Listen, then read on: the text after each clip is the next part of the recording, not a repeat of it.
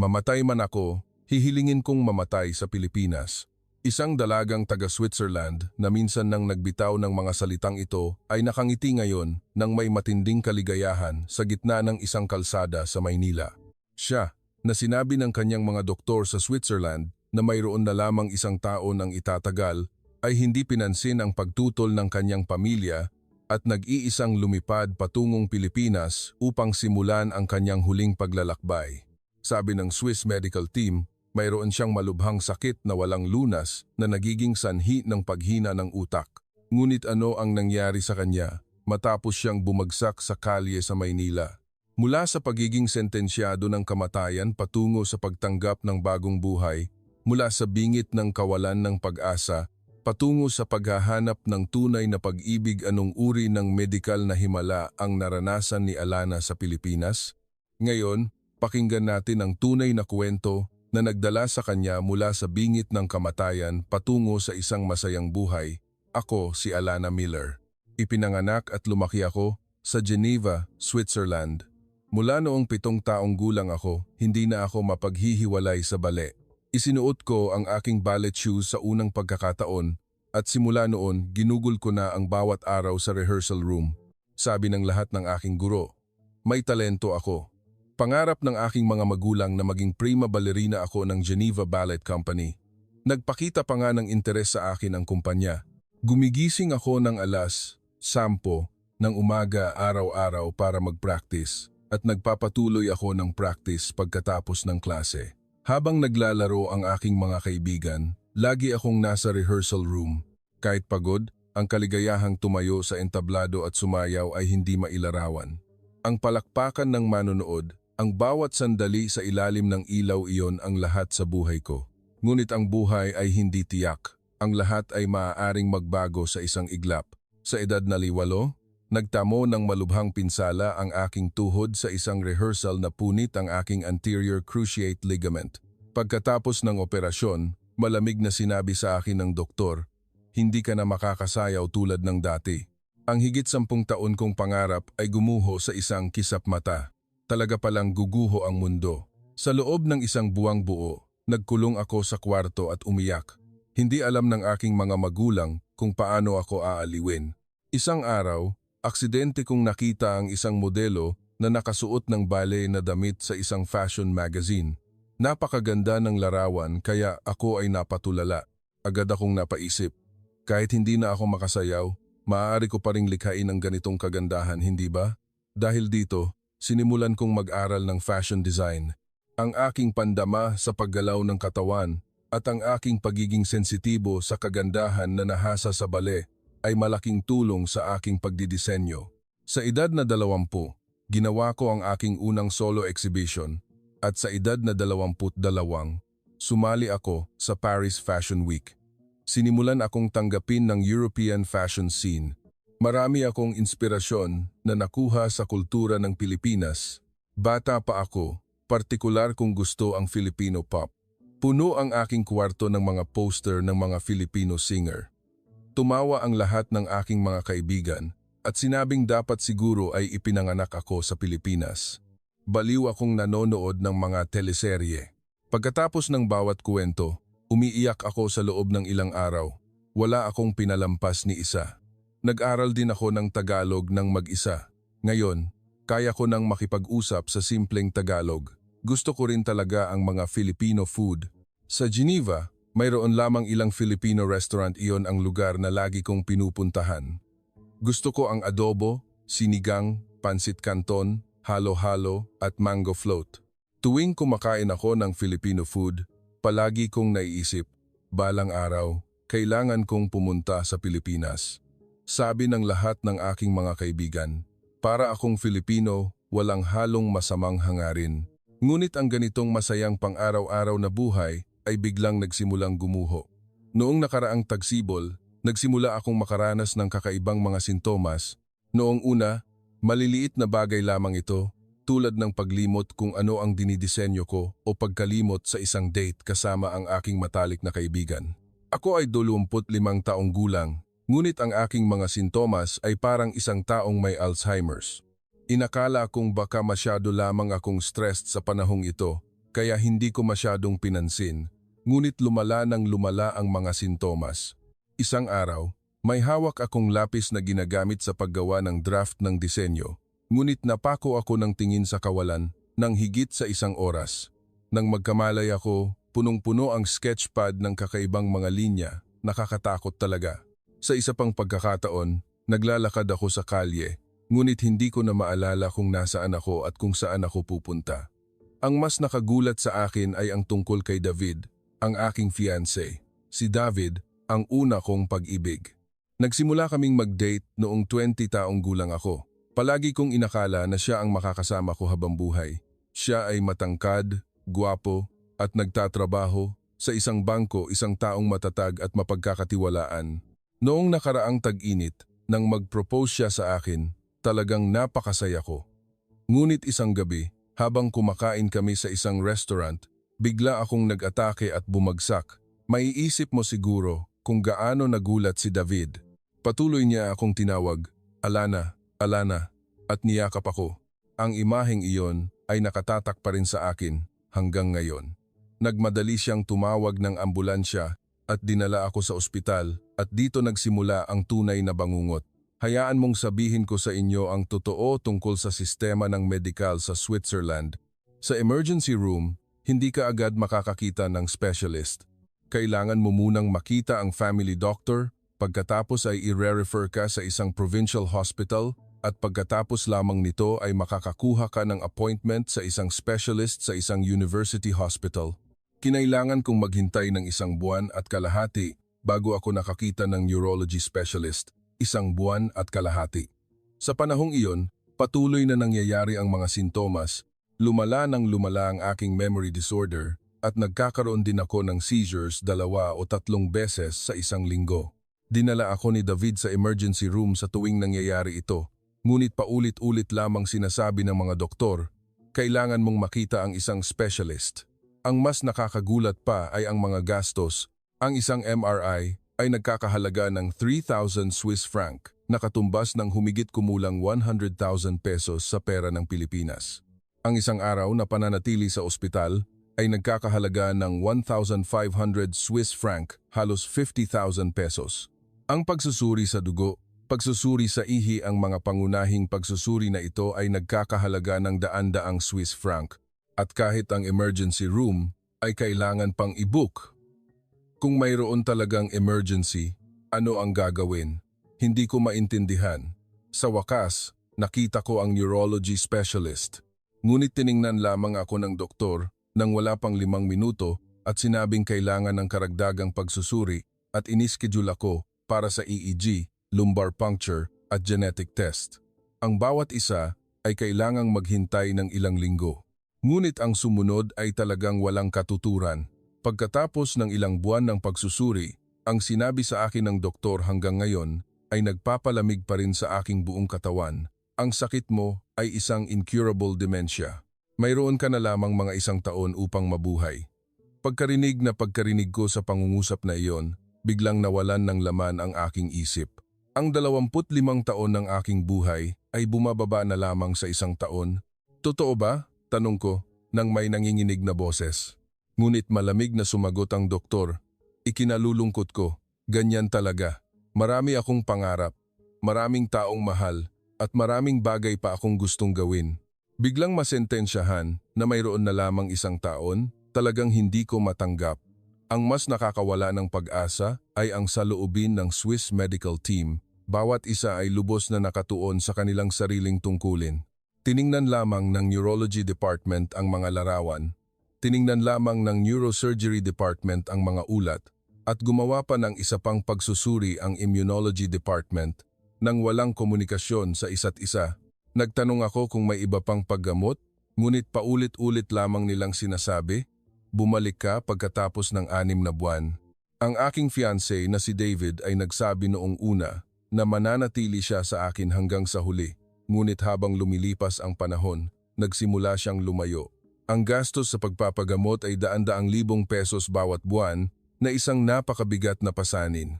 At ang pinakamahalaga, ang presyon na pakasalan ang isang pasyenteng may nalalabing maikling panahon ay napakalaki talaga.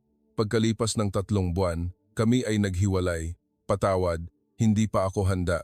Pagkarinig ko sa pangungusap na iyon, pakiramdam ko ay tinalikuran ako ng buong mundo. Hindi alam ng aking mga magulang kung paano ako aaliwin.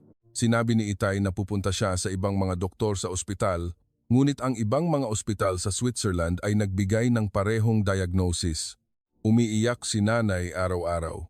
Ang kapaligiran sa bahay ay parang isang burol. Ngunit mga kaibigan, kahit sa kawalan ng pag-asa, mayroon pa rin akong isang pagnanais ang Pilipinas. Kung mayroon na lamang akong 1 taon, hayaan mong gamitin ko ang huling oras na iyon sa lugar na pinakagusto kong puntahan. Ang Pilipinas na matagal ko nang pinapangarap. Gusto kong gugulin ang natitirang bahagi ng aking buhay doon, manood ng P-pop concert, kumain ng maraming masasarap na Filipino food, at makipag-usap sa mga tao sa Tagalog. Matindi ang pagtutol ng aking mga magulang. Sabi nila, sa ganitong sakit mo, ano ang gagawin mo sa isang malayong bansa? Hinarang din ako ng mga doktor na Swiss. Sinasabing mapanganib ang paglalakbay sa ibang bansa. Hindi mo alam kung kailan magkakaroon ng emergency. Nag-aalala sila kung paano ako kung mag-atake ako sa Pilipinas. Ngunit nagdesisyon na ako. Sa halip na maghintay ng kamatayan ng walang pag-asa sa isang ospital, mas gusto kong gumugol ng masayang oras sa Pilipinas na matagal ko nang pinapangarap. Nagdeklara ako, mamatay man ako, hihilingin kong mamatay sa Pilipinas. Isinara ko ang aking bank account, inasikaso ang mga bagay tungkol sa bahay at nagpaalam sa lahat ng aking mga kaibigan. Inakala ng lahat na ito na ang aking huling paglalakbay. Ako mismo ay inakala ko rin iyon. Nagplano akong manood ng mga concert, kumain ng masasarap, tingnan ang magagandang tanawin sa Pilipinas, at pagkatapos ay matulog ng mapayapa. Noong nakaraang taglagas, dinala ko ang aking malaking maleta at sumakay sa eroplano patungong Maynila. Sa loob ng 13 oras na biyahe, nagbasa ako ng isang picture book sa Tagalog, nag-iisip kung gaano karaming pagkakataon ang magagamit ko ang mga salitang ito. Sa panahong iyon, hindi ko inakala na makikita ko ang pinakamalaking himala sa aking buhay sa Pilipinas.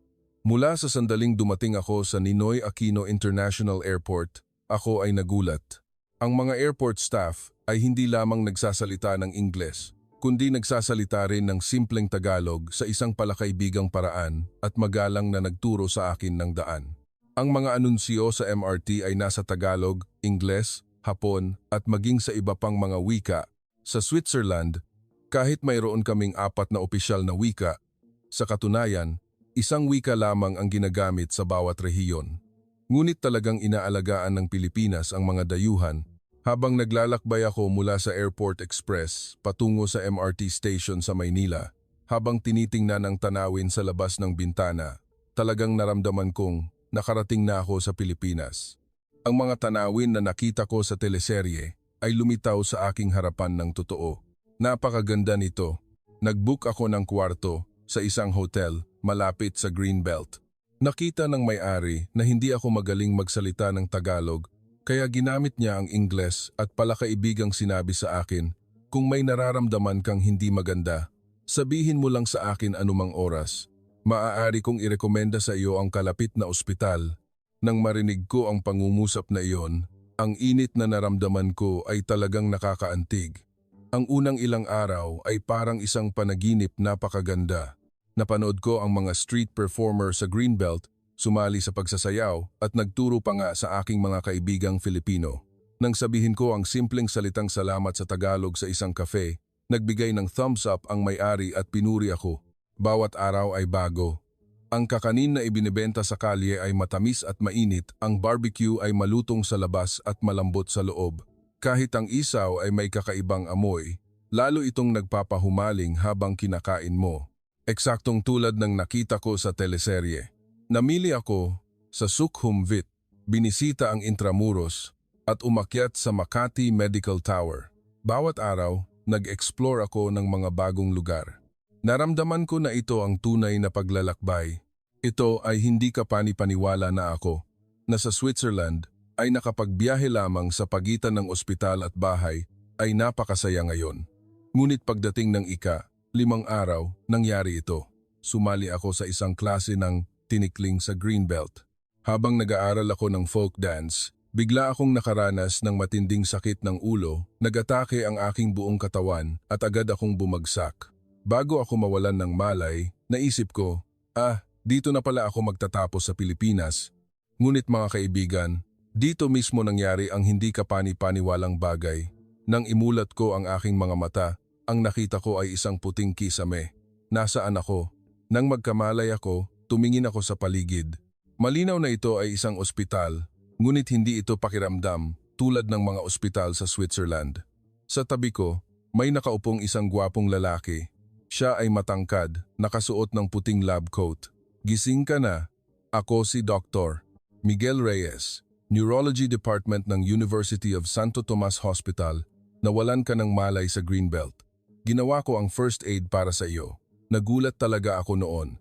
Sa Switzerland, kahit sa emergency room, mahirap makakita ng specialist. Ngunit dito, ang isang dayuhan na nawalan ng malay sa kalye ay may neurology specialist na gumagawa ng first aid ng personal? Anong uri ng sitwasyon ito? Hindi ko maintindihan. Salamat po, talaga. Ngunit magkano po ang medical bill? Tanong ko ng may pag-aalala. Sa Switzerland, ang isang pagpasok lamang sa emergency room ay nagkakahalaga ng daan-daang libong pesos. Kaya palagi akong nag-aalala tungkol sa medical bill. Ngunit ngumiti si Dr. Reyes at sinabing, maaari kang mag-apply para sa tulong medikal pang-emergency. Kahit na ikaw ay isang dayuhan, sa mga sitwasyong pang-emergency, tutulungan ka ng Pilipinas. Talagang hindi ako makapaniwala. Sa Switzerland, kung wala kang insurance, mahirap pumasok kahit sa pinto ng emergency room. Gagawin ko na ang detalyadong pagsusuri para sa iyo ngayon din. Sa Pilipinas, maaaring gawin ang CT scan o MRI 24 oras sa isang araw. Nang marinig ko si Dr. Reyes na nagsalita ng ganoon, nagulat ako ulit. Sa Switzerland, kailangan kong maghintay ng ilang linggo para sa isang MRI appointment. Ngunit ang mas nakakagulat ay nasa harap pa. Sinabi ko na diagnose ako NG. Creutzfeldt Jakob disease sa Switzerland. Agad na naging seryoso ang mukha ni Dr. Reyes. Nagdududa ako sa katumpakan ng diagnosis na iyon. Mula sa nakikita ko, may ilang sintomas na magkaiba. Napakakaiba. Hindi talaga ito mukhang isang degenerative neurological disease. Sa loob ng 2 oras, natapos ang lahat ng mga pagsusuri, brain MRI, lumbar puncture, blood test. Ang mga pagsusuri na ito ay tumatagal ng ilang buwan sa Switzerland, ngunit sa Pilipinas, natapos ito sa isang araw. Talagang kamangha-mangha. Sa gitna ng pagsusuri, may isang napaka-nakakaantig na bagay na nangyari habang papunta sa MRI, sinabi ni Dr. Reyes. Ang AI diagnostic system ng aming ospital ay world-class upang magbigay ng pinakatumpak na diagnosis. Gagamitin namin ang pinakamodernong kagamitan sa pagsusuri ng AI system, AI Diagnostic System. Sa Switzerland, hindi ko pa naririnig ito. Ganito na ba kaunladang teknolohiyang medikal ng Pilipinas?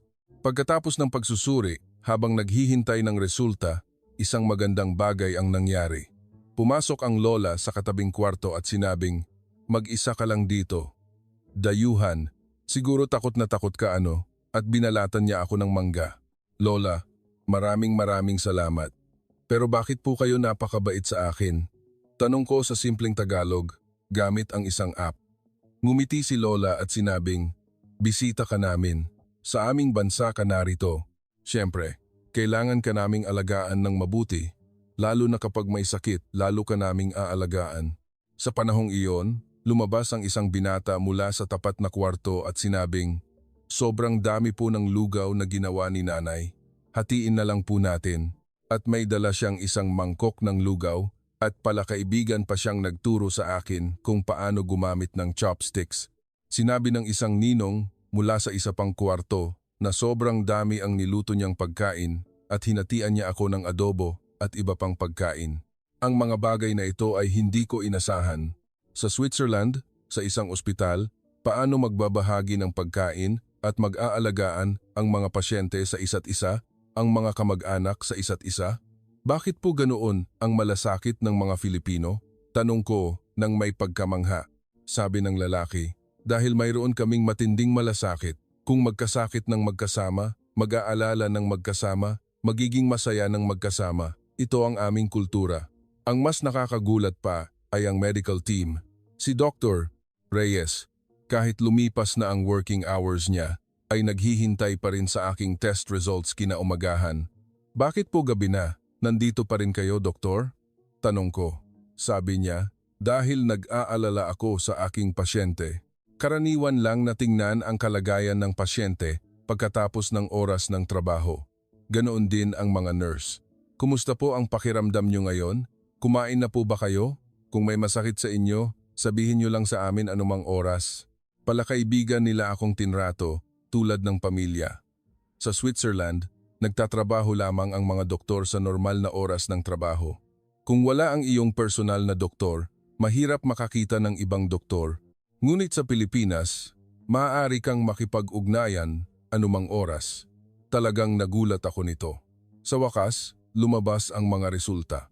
Pumasok si Dr. Reyes nang may bahagyang excited na mukha. Miss, Alana, ang mga resulta ay kamangha-mangha. Anong resulta? Nagsimulang bumilis ang tibok ng aking puso. Pagkarinig ko sa diagnosis na ito, nagbago ang buo kong buhay. Ang diagnosis sa Switzerland ay ganap na mali. Ito ay autoimmune encephalitis na maaring gamutin, sabi ni Dr. Reyes nang may tinig na puno ng kumpiyansa. Pagkarinig ko sa pangungusap na iyon, pakiramdam ko ay bumaliktad ang buong mundo. Hindi ito isang incurable disease? Oo, maaring gamutin. Ito ay NMDA receptor encephalitis, isang autoimmune disease na may mataas na cure rate na umaabot sa 80%. Pagkarinig ko sa sinabi ng doktor, agad akong umiyak. Ngunit ang mas nakakagulat ay nasa harap pa.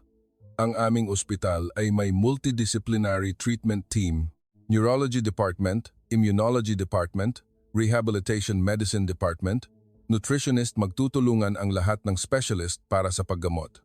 Multidisciplinary team, ngayon ko lamang narinig ang salitang ito. Oo, ito ang isa sa mga natatanging katangian ng Philippine medicine. Sa Switzerland, hiwalay ang bawat department. Ngunit sa Pilipinas, nagpupulong ang lahat ng specialist upang magpasya sa plano ng paggamot. Pagkalipas ng 2 araw, talagang naganap ang multidisciplinary conference. Neurology Department, Immunology Department, Rehabilitation Medicine Department, Psychiatry Department, at ang Nutrition Team 7 Specialist lahat ay nagpulong para sa aking paggamot. Ito ay hindi inaasahan. Ang parehong pagsusuri sa Pilipinas, ang presyo ay 110 lamang ng sa Switzerland, bulong ko ng may pagkamangha. Sinabi ni Dr. Reyes, dahil mayroon tayong Universal Health Insurance System, kahit ang mga dayuhan, maaari pa ring makatanggap ng tulong medikal pang-emergency. Ang immunotherapy na binuo namin ay nakakuha ng atensyon sa Europa. Ang research investment ng Pilipinas ay napakaaktibo. Mabilis na lalabas ang mga bagong paraan ng paggamot. Ipinagmamalaki niyang ipinaliwanag. Nang gabing iyon, nag-video call ako kay Maria, isang kaibigan sa Switzerland. Maria, nagamot na ako. Ang diagnosis sa Switzerland ay talagang mali. Talaga? Pero inalagaan ka ng kamag-anak ng ibang pasyente? Ang medical team, nag-aalaga 24 oras? Oo, parang pamilya. Nagbabahagi sila ng pagkain. Tinitingnan pa ako ng doktor pagkatapos ng oras ng trabaho. Ngunit ang reaksyon ni Maria ay medyo malamig. Hindi na ba iyon personal boundary? Magkano ang medical bill? Hindi bababa sa 1,010 ng sa Switzerland? Ngunit mas mataas ang standard ng paggamot. Nagpakita ng kawalan ng paniniwala si Maria dahil inakala niya na ang Switzerland ay isang bansang may advanced na medisina. Pagkatapos simula ng paggamot, talagang naganap ang kamangha-manghang pagbabago. Nagsimulang bumalik ang aking alaala at bumaba ang dalas ng seizures araw-araw. Nang makita kong gumagaling ako, talagang nagpapasalamat ako. Araw-araw, nararamdaman ko ang kakaibang medikal na kuryosidad at pagmamahal ni Dr. Reyes para sa mga pasyente. Pagkatapos ng operasyon, patuloy siyang nag-aalaga sa pasyente at walang tigil na nag-aaral ng mga bagong paraan ng paggamot.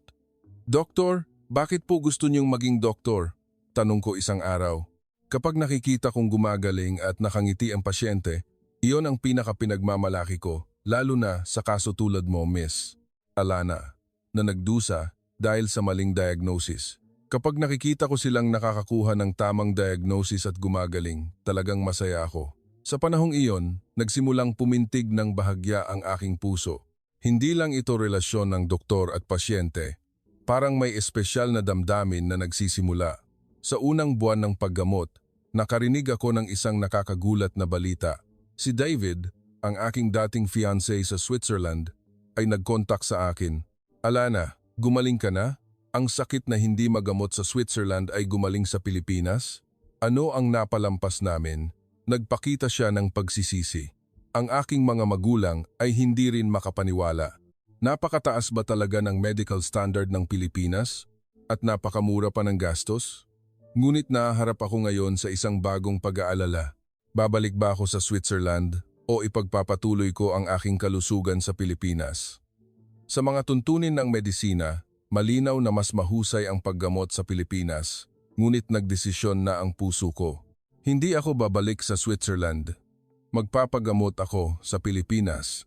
Hindi lang dahil sa medical superiority, kundi ang mainit na relasyon na naranasan ko sa Pilipinas ay malaking impluensya sa aking desisyon. Pagkatapos kong sabihin kay Dr. Reyes, talagang masaya siya, magsimula ulit sa Pilipinas. Tutulungan kita hanggang sa huli. Simula ng araw na iyon, nagsimula ang aking buhay sa Pilipinas hindi bilang isang pasyenteng ginagamot, kundi isang taong magsisimula ng bagong buhay sa Pilipinas. Ngunit hindi ko alam kung paano babaguhin ng desisyong ito ang aking buhay at hindi ko rin alam kung ano ang espesyal na mangyayari sa pagitan namin ng doktor. Anong kamangha-manghang pagbabago pa ang naghihintay sa amin? Pagkalipas ng 2 buwan ng paggamot, naganap ang kamangha-manghang pagbabago. Unti-unting bumalik ang aking alaala at kitang-kita na bumaba ang dalas ng seizures. Bawat umaga, kapag gumising ako, talagang nararamdaman kong gumagaling ako. Ngunit ang mas nakakagulat ay ang maingat na atensyon ni Dr. Reyes. "Kumusta po ang pakiramdam niyo ngayon? May nararamdaman po ba kayong inis o depression?" Madalas niya akong tanungin nito araw-araw, inaalagaan kahit ang aking kalagayan sa isip. Isang araw, nagbigay sa akin si Dr. Reyes ng isang espesyal na mungkahi. "Miss Alana, hindi lang sapat ang paggamot, mahalaga rin ang pagpapagaling ng isip. Gusto mo bang subukang maranasan ang kultura ng Pilipinas para magpalit ng kapaligiran?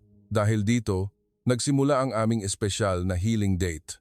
Ang unang lugar na pinuntahan namin ng magkasama ay isang maliit na Filipino tea shop. Umupo kami sa sahig ng isang lumang bahay, uminom ng mainit na herbal tea, at tumingin sa labas ng bintana isang tahimik na eskinita na parang isang pintura. Walang ganitong nakaka-relax na kultura ng pag-inom ng tsaa sa Switzerland. Ang paggamot at kultura ng Pilipinas ay talagang nagpapakalma sa isip, buntong hininga ko. Sinabi ni Dr. Reyes, ito ang pilosopiya ng paggamot sa Pilipinas, ang paggamot ng katawan at isip ng sabay-sabay.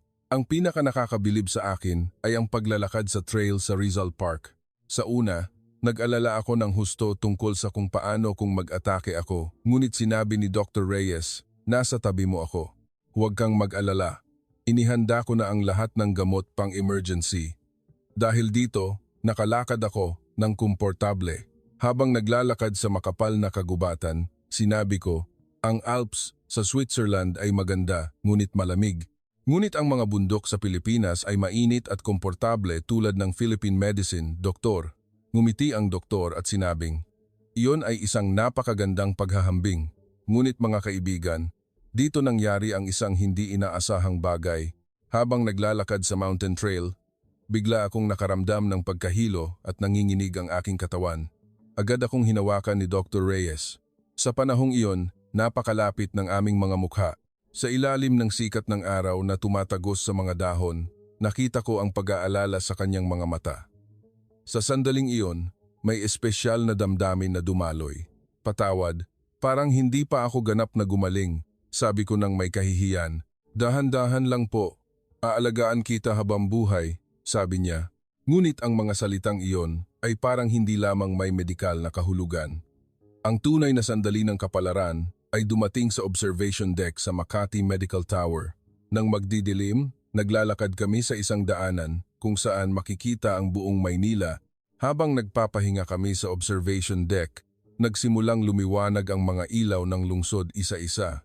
Habang tinitingnan ang magandang tanawin na iyon, nagtipon ako ng lakas loob at nagsalita muna. Doktor, kailangan ko pong umamin sa inyo. Gusto ko pong manatili sa Pilipinas habang buhay. Gusto kong manatili sa inyo sa mainit na sistemang medikal na ito. Nagulat si Dr. Reyes. Tumingin siya sa aking taos-pusong mga mata at sinabing, sa totoo lang, ganoon din ang nararamdaman ko. Sa panahong iyon, sa gitna ng gabi sa Maynila, tumingin kami sa isa't isa at naramdaman ang espesyal na damdamin na dumadaloy. Sa ika-4 na buwan ng paggamot, sinabi sa akin ni Dr. Reyes ang isang kamangha-manghang kwento tungkol sa Philippine medicine. Miss Alana, alam mo ba na ang Philippine Medical Team ay naglathala ng maraming academic article sa mga international conference? Pumupunta ang mga doktor sa buong mundo upang mag-aral ng mga paraan ng paggamot sa Pilipinas. Mayroon pang ang salitang Philippine medicine. Talaga? Kaya ako ang buhay na ebidensiya. Ano? Sagot ko ng tumatawa. Tama. Ang mga kaso, tulad mo, Miss Alana, kung makukuha ang atensyon ng buong mundo, makakatulong ito sa mas maraming pasyente. Ngunit sa panahong ito, dumating ang isang talagang nakakagulat na balita. Ang reaksyon ng aking mga magulang at kaibigan sa Switzerland ay ganap na nagbago. Ang aking mga magulang, na noong una ay tumututol nang marinig ang balita na gumaling ako, ay nagsabi nang may kawalan ng paniniwala, napakataas ba talaga ng medical standard ng Pilipinas at napakamura pa ng gastos? Sinabi ni Itay, ang sakit na hindi namin magamot sa Switzerland sa napakalaking halaga gumaling sa Pilipinas. Ano ang napalampas namin? Nagpakita siya ng pagsisisi. Ang mas nakakagulat pa ay ang reaksyon ni David, ang aking dating fiancé. Gumaling ka na talaga? Ang sakit na hindi magamot sa Switzerland ay gumaling sa Pilipinas? Ano ang napalampas namin? Nagpakita siya ng matinding pagsisisi. Nagpadala pa siya ng text message na nagtatanong kung maaari kaming magkita ulit. Paano makakaapekto ang pag-contact ni David sa aming pag-ibig? Ngunit nagdesisyon na ang puso ko. Tinalikuran ako ni David noong may sakit ako, ngunit si Dr. Reyes ay nasa tabi ko noong pinakamahirap na oras. Ganoon din ang reaksyon ng aking mga kaibigan. Alana, gumaling ka na talaga? Napakagaling ba ng Philippine medicine? Kung magkasakit kami, kailangan naming pumunta sa Pilipinas. Sa ika-5 buwan ng paggamot, personal na pumunta sa Pilipinas ang aking mga magulang. Sabi nila, gusto nilang makita ng personal na gumaling na ako. Ang reaksyon ng aking mga magulang pagkatapos bumisita sa University of Santo Tomas Hospital ay talagang kamangha-mangha. Kamangha-mangha talaga. Hindi pa ako nakakita ng ganito kaorganisado at efficient na sistemang medikal dati, buntong hininga ni Itay. Nakita nila ang MDT conference room at binisita ang pinakamodernong kagamitan. Sabi nila, mas advanced pa ito kaysa sa Switzerland. Ang mas nakakagulat pa ay ang init ng mga kamag-anak ng ibang pasyente na nakita nila sa ospital. Walang ganitong malasakit sa Switzerland. Tinatrato talaga kami ng mga Filipino na parang pamilya, sabi ni nanay ng may luha. Magalang din na binati ni Dr. Reyes ang aking mga magulang. Si Miss Alana ay napakatapang.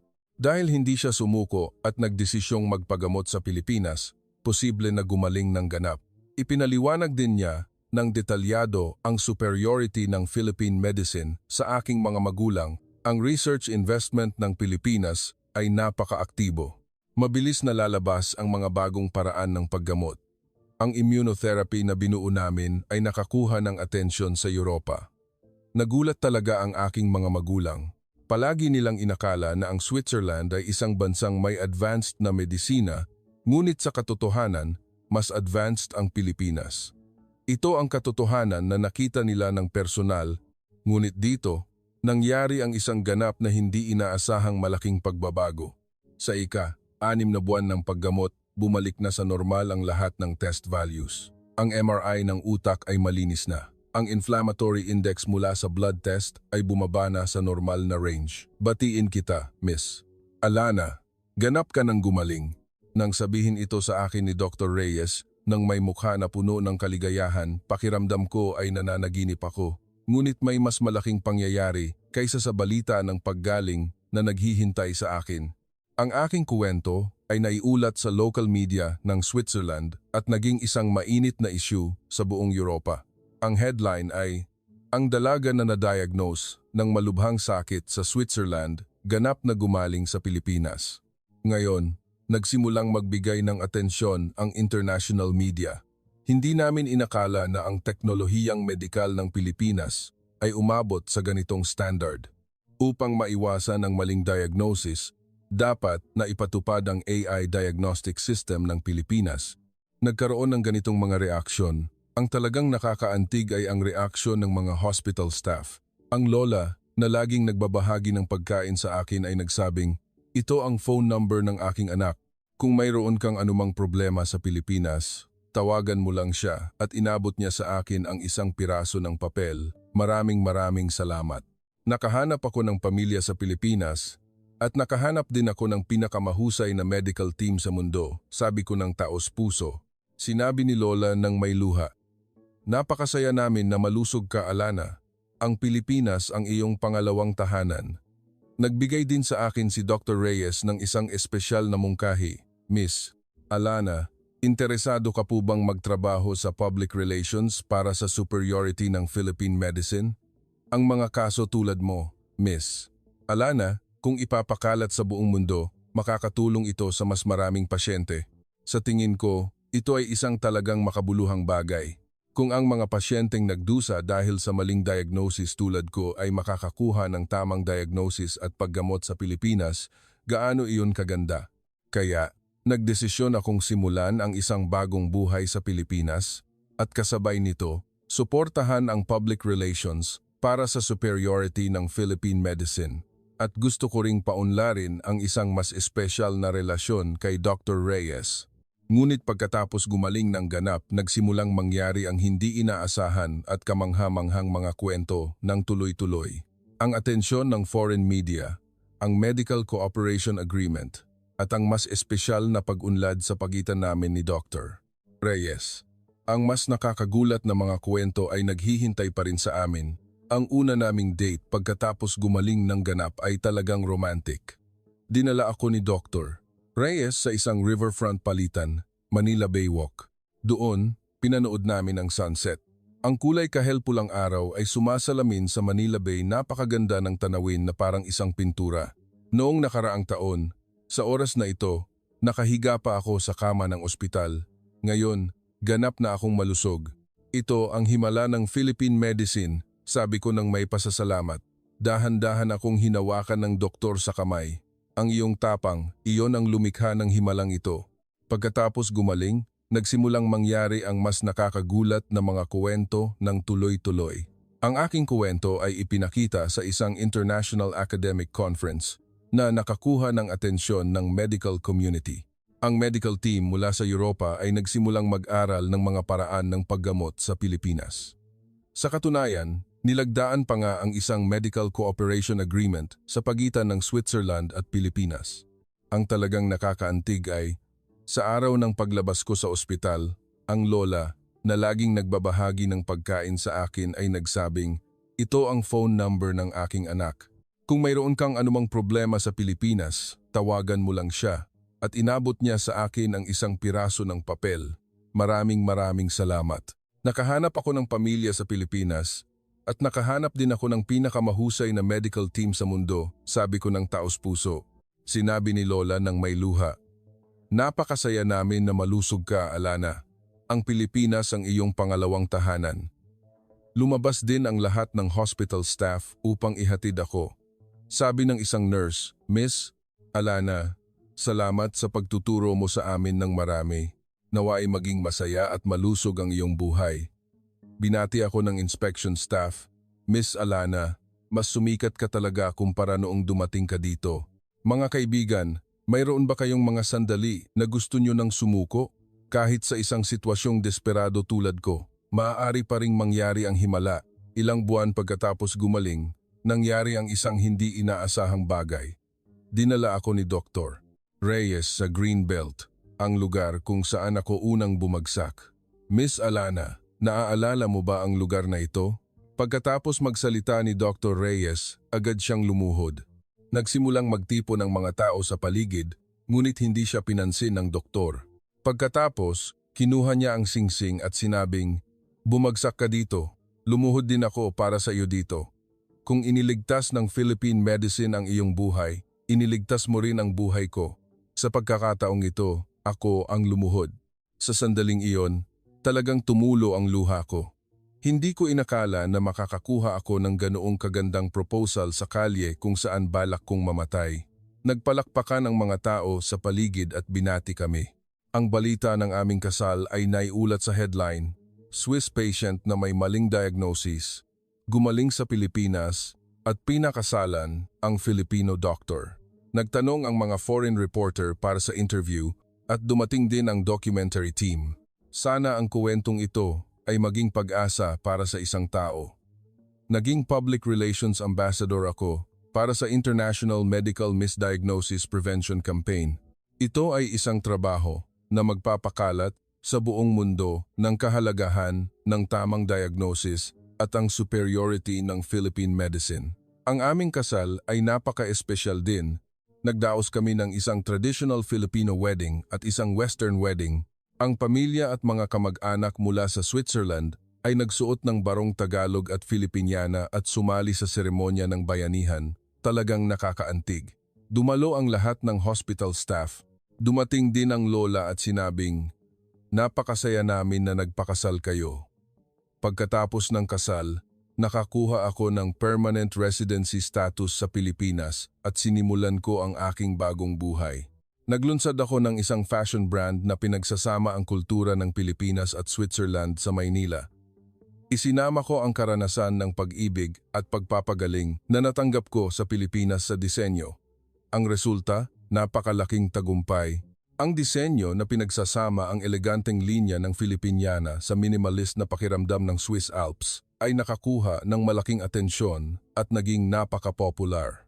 Sa ilalim ng konsepto ng healing fashion, ang isang bahagi ng kita ay idinodonate sa mga kapuspalad sa medikal. Kasabay nito, naglilingkod ako bilang Global Public Relations Ambassador para sa promotion ng superiority ng Philippine medicine. Pagkatapos marinig ang aking kwento, maraming foreign patients ang nagsimulang pumunta sa Pilipinas at sa katunayan, nakakuha sila ng tamang diagnosis at paggamot. Nagresulta rin ito sa pagtaas ng bilang ng mga foreign medical tourists na pumupunta sa Pilipinas. Kung mayroon pa ring sinuman na naghahanap ng tamang diagnosis ngayon, huwag kang susuko kailanman. Pagkatapos ng kasal, sinimulan ko ang isang mas makabuluhang plano kasama si Dr. Reyes. Binuksan namin ang Alana Care Center. Ito ay isang medical consulting center na partikular para sa mga dayuhan, isang espasyo na itinatag upang tulungan ang mga dayuhan na nahihirapan sa pagkuha ng angkop na diagnosis at paggamot dahil sa language barrier. Hindi lamang nagbibigay ang center ng libreng medical consultation, kundi mayroon ding Philippine Medical System Guide, translation service, at maging emotional support sa panahon ng proseso ng paggamot. Ang layunin ay bigyan ng mainit na pangangalaga ang mga dayuhan na nagkasakit ng mag-isa tulad ko. Pagkalipas ng 2 taon ng kasal, nagkatotoo ang isang mas malaking pangarap. Itinatag namin ang International Medical Misdiagnosis Prevention Foundation at ang Philippine Medical Superiority Research Foundation upang tulungan ang mga pasyenteng nagdusa dahil sa maling diagnosis tulad ni Alana. Ang layunin ay dalawa, ang pagtatatag ng isang pandaigdigang diagnostic network at ang pagpapakalat ng multidisciplinary treatment model ng Pilipinas sa buong mundo. Kami ay nakatuon sa pagliligtas ng mas maraming buhay. Ang foundation ay bumuo ng isang AI Misdiagnosis Prevention System at nagpapatakbo rin ng International Medical Team Exchange Program. Maraming bansa sa Europa, kasama na ang Switzerland, ang nagsimulang ipatupad ang medical system ng Pilipinas. Pagkalipas ng 3 taon, dumating ang isa pang himalang balita. Buntis ako at nakapanganak ako ng isang malusog na sanggol sa Pilipinas. Hindi mo alam kung gaano kasaya si Dr. Reyes nang marinig niya ang balita ng aming pagbubuntis. Ang ating anak ay ipapanganak sa Pilipinas at lalaki sa gitna ng malasakit ng Pilipinas, sabi niya nang may luha. Sa panahon ng pagbubuntis, nakakuha ako ng pinakamahusay na care sa University of Santo Tomas Hospital. Talagang kamangha-mangha ang maternal care system ng Pilipinas. class para sa mga buntis na ina, preparation program sa panganganak, postpartum care center, mas mainit pa kaysa sa Switzerland. Ang ibang mga buntis na ina na nakita ko sa ospital ay tinrato din ako ng mainit. Mahirap siguro sa isang dayuhan. Kung may kailangan ka, sabihin mo lang anumang oras. Inalagaan nila ako ng ganito at itinuro pa nga sa akin ang mga traditional Filipino birthing preparation method. Ngayon, baka may naghihintay ng himala. Tuwing umaga, kapag tinitingnan ko ang USTH habang papalapit ang due date, palagi akong nag-iisip ng ganito. Pumunta ako sa Pilipinas para maghintay ng kamatayan, ngunit nakita ko ang tunay na buhay. Ang pag-ibig at malasakit na mas mainit kaysa sa tao mula sa pinakamahusay na medical team sa mundo. Ngayon, ang aming anak ay ipapanganak sa kahanga-hangang bansang ito, lalaki sa gitna ng pag-ibig at medisina ng Pilipinas. Habang inaayos ko ang baby room kasama si Dr. Reyes, napakasaya ko. Nagbitay ng traditional Filipino decorations at isang music box. Kapag iniisip ko na lalaki ang aming anak sa pag-ibig mula sa tumbansa, napuno ng pasasalamat ang aking puso. Napagdesisyonan na rin ang pangalan ng bata. Ang Filipino name ay Pia at ang Swiss name ay Aurelie. Pareho silang may kahulugan ng pag-ibig na nag-uugnay sa tumbansa. Ako, na na-diagnose ng malubhang sakit sa Switzerland at pumunta sa Pilipinas, iniisip na ito na ang aking huling paglalakbay, sino ang mag-aakala na makakabuo ako ng ganoong kasayang pamilya at makakakuha ng bagong buhay? Salamat sa Philippine Medical Team, sa mainit na mga tao na nakita ko sa ospital at ang pinakamahalaga kay Dr. Reyes na hindi ako iniwan at laging nagmahal sa akin. Dahil sa iyo, mayroon ako nito ngayon. Ngayon, sa buong mundo, baka mayroon pa ring mga pasyenteng nagdudusa dahil sa maling diagnosis tulad ko. Kailangan kong sabihin sa kanila, huwag na, huwag kang susuko. Kailangan mayroong lugar kung saan makakakuha ka ng tamang diagnosis at mainit na paggamot. Para sa akin, ang lugar na iyon ay ang Pilipinas. Sa umaga ng due date, pumunta ako sa delivery room ng USTH kasama si Dr. Reyes. Sa delivery room, mayroong pinakamahusay na obstetrician-gynecologist team, dahan-dahang hinawakan ng nurse ang aking kamay. Miss Alana, huwag kang mag-alala. Magiging tabi kami sa iyo sa buong panganganak. Ang proseso ng panganganak ay naging maayos. Nang marinig ko ang unang iyak ng aking anak, hindi ko mapigilan ang pagluha. Isang malusog na babae. Batiin kita, doktor. Ngumiti ang doktor at dinala ang sanggol sa akin. Habang karga ko ang aking bagong silang na anak na si Pia, naaalala ko ang sarili ko 3 taon na ang nakalipas, bumagsak sa kalye sa Greenbelt. Noong panahong iyon, inakala kong pupunta ako sa Pilipinas upang mamatay, ngunit ngayon, nandito ako upang tanggapin ang bagong buhay. Sinabi ni Dr. Reyes ng may luha, salamat sa pagpunta mo sa Pilipinas. Salamat sa pagbibigay mo sa akin ng pagkakataon na maging bahagi ng himalang ito. Sa araw ng paglabas ko sa ospital, nagdaos ang ospital ng isang maliit na pagdiriwang para sa amin. Dumating din ang lola na laging nag-aalaga sa akin. Nang makita niya si Pia, sinabi niya ng may luha, ang bata na ito ay ang bunga ng pag-ibig ng Pilipinas at Switzerland, magiging napakasaya nito. Lumabas ang lahat ng hospital staff upang ihatid ako. Sabi ng nurse, Miss Alana, salamat sa pagtuturo mo sa amin ng marami. Naway maging masaya at malusog ang iyong buhay. Binati ako ng inspection staff, Miss Alana, mas sumikat ka talaga kumpara noong dumating ka dito. Pagbalik sa bahay, sinimulan kong isulat ang journal ng karanasang ito. Gusto kong ikuwento ang kuwentong ito sa buong mundo upang mas maraming tao ang makaalam kung gaano kahalaga ang tamang diagnosis at kung gaano kagaling ang Philippine medicine. Ang Rebirth in the Philippines ay nakakuha ng napakalaking tugon sa Europa pagkatapos may lathala. Maraming biktima ng maling diagnosis ang nag-contact sa akin, sinasabing gusto nilang magpagamot sa Pilipinas. Naging mas aktibo ang aming foundation. Bawat buwan, pumupunta ang medical team mula sa Europa upang magsanay at mag-aral ng multidisciplinary diagnostic model at ang AI diagnostic system ng Pilipinas. Isang araw, nakatanggap ako ng liham mula sa ospital sa Switzerland, isang liham mula sa mismong doktor na nag-diagnose sa akin ng malubhang sakit. Mahal kong Alana, napakasaya kong marinig ang balita ng iyong paggaling at lubos akong nagsisisi sa maling diagnosis noong panahong iyon. Ipinapatupad namin ngayon ang diagnostic system ng Pilipinas. Sana wala nang mga kaso tulad mo ang mangyari ulit. Pagkatapos basahin ang liham, hindi ako nakaramdam ng galit. Mayroon lamang akong pag-asa sana mula sa aking karanasan, mas maraming pasyente ang makakakuha ng tamang diagnosis sa hinaharap. Sa ika-1 kaarawan ni Pia, nagdaos kami ng party sa Makati Medical Tower. Kasama sa mga bisita ang medical team mula sa USTH, ang mga taong nag-alaga sa akin sa kwarto, mga kasamahan mula sa foundation, at ang aking mga magulang at kaibigan mula sa Switzerland. Nagbigay ng talumpati si Itay. 3 taon na ang nakalipas, inakala namin na mawawala na sa amin ang aming anak, ngunit binigyan siya ng Pilipinas ng pangalawang buhay. Hindi lamang ang teknolohiyang medikal, kundi ang init at malasakit ng lugar na ito. Ang Pilipinas ang magiging pangalawang tahanan namin habang buhay.